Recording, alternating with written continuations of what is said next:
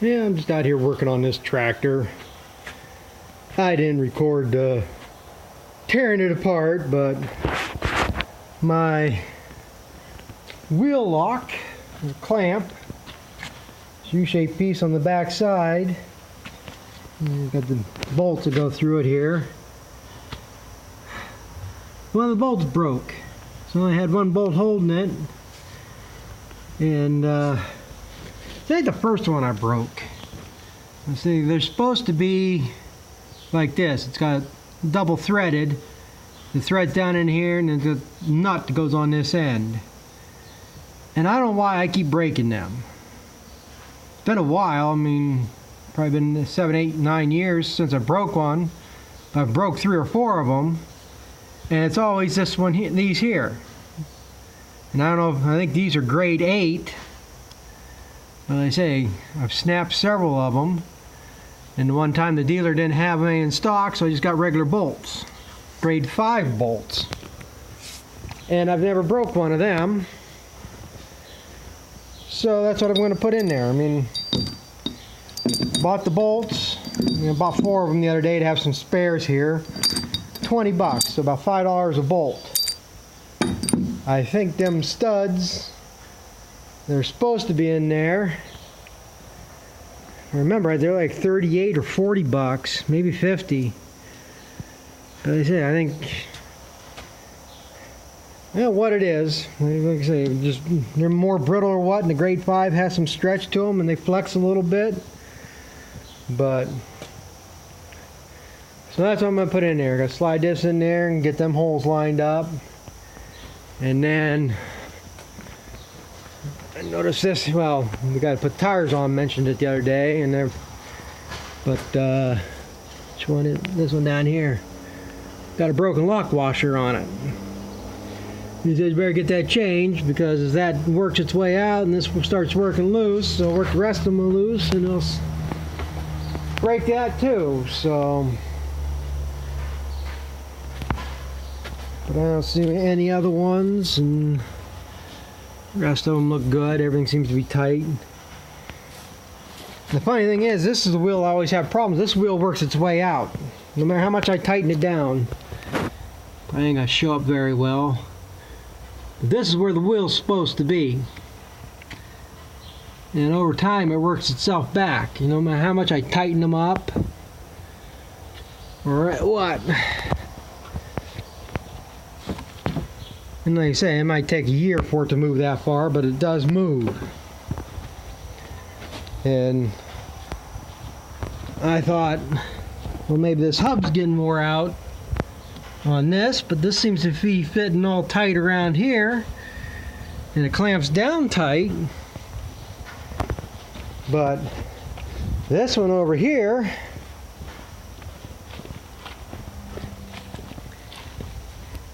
you can see that's not squared up with the axle like it's supposed to be. And that one up there. But yet this one stays tight. Now I found another center hub.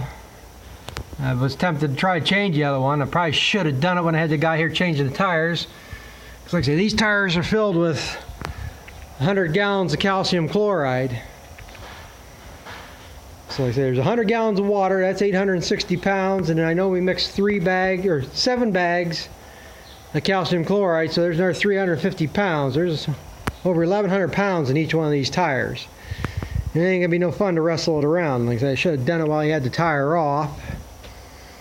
But like I said, I don't think that hub's that bad to go through that hassle. That's what kind of worries me too. I'd like to put I like to run duals on this tractor when I'm discing or something. But if these are working loose or breaking these bolts, I'm kind of leery about it, putting more stress on it. I mean, like I say, I got the hooks are snap-ons. I'd rather get the ones, the clamp on the axle. But somebody told me you got to move the wheel all the way in, or else they don't have enough space on here. I don't know. But like I said, I'd rather have them bolt-on ones. But like I say, if I ever do find a set of rims and hooks, You know, that's all I need is the rims, because right there are 2 tires that are good enough for duals. So and that's what I debate about, whether keeping them, trying to find that, or take them like down to a consignment auction and get, you know, somebody probably pay $100 a piece for them tires. In the good cases, some of them tires are only 9 years old. It's not like they're cracked or dry rotted, just the treads wore out on them. And that's all you need for duals, is enough to give you flotation. You don't really need them for traction. But so let's see if I can get that piece in there and get it lined up. So hold on a minute here. Yeah, I got them started. They're just in there snug. What I gotta do, I'm gonna snug them up a little bit more with the wrench here. And what I want to do is I want to pull the tractor forward until, actually, so I'm going to pull it forward so these bolts are on top. I think I want to back it up until they're on the bottom. You got the weight of the tractor pushing down, and then that would help hold it.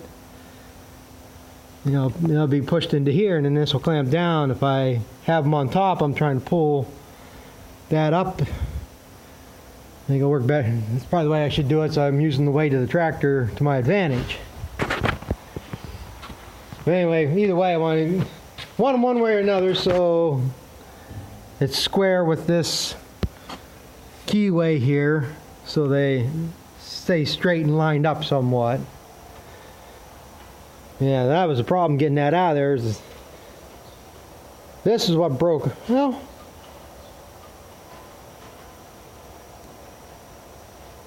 doesn't look like it's broke off. Looks like the nut just came off of it. I think it broke off because I pushed that forward and it wouldn't protrude out the outside of that. So I don't see. My hair's been gone for a while. Well, that was the problem. That was threaded into that U-clamp, and like I say, you can't get it out of there until you get this out. So that's where I had to take the torch. That's the other thing, I ain't good with the torch either. I own one, but I screw up more shit than I really should. But had to torch that off so I can get that clamp piece out, and then that was going to be the next fun thing, getting that studded piece out of that U. But I guess I put enough heat to it. It spun right out of there. I was actually surprised. I was expecting maybe to have to go to a machine shop and have them try to thread it out. But you don't want to screw that thing up. I looked up on International's website, parts book. It's $230 for that clamp piece. But yeah, that's all I gotta do now is get them tightened down so it holds. Check the rest of them here, make sure they're all tight. Change that lock nut over there. Then I can move this tractor. That's the problem. I don't have no bedding. I just chop a bunch of bales in a stack here, between 4 and 6 at a time. But I have no bedding for the cows, so I gotta chop bedding. But I can't move the tractor till I get that fixed, because without that supporting in there, I could snap everything off and the whole wheel come off the tractor. And I gotta get this fixed because I should be working on it now. I need to be chopping that second crop. And I say that sprint should take another week. But I think if I can get going here by this weekend, I'm gonna just start cutting it before. As I drive by that down there, I'm seeing a lot of brown streaks or yellowing.